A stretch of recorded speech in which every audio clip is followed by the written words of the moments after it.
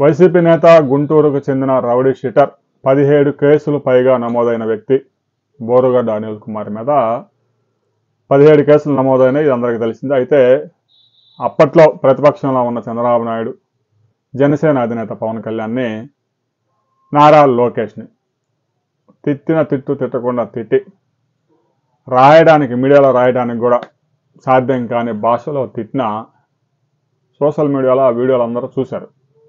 ఇక కూటమి ప్రభుత్వం అధికారంలోకి వచ్చిన తర్వాత ఫస్టే బోరుగడ్డ అనిల్ కుమార్ని అనేక కేసులు నమోదయ్యాయి, పోలీసులు వేసుకెళ్లారు.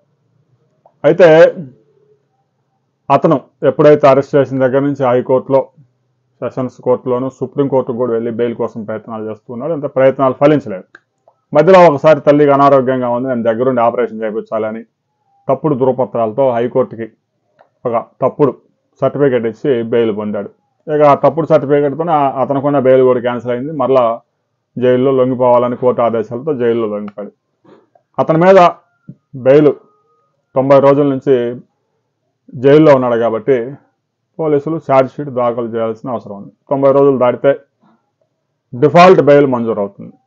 ఎందుకంటే 90 రోజుల్లోగానే ఛార్జ్ షీట్ వేయాల్సి ఉంటుంది, వాళ్ళు వేయలేదు.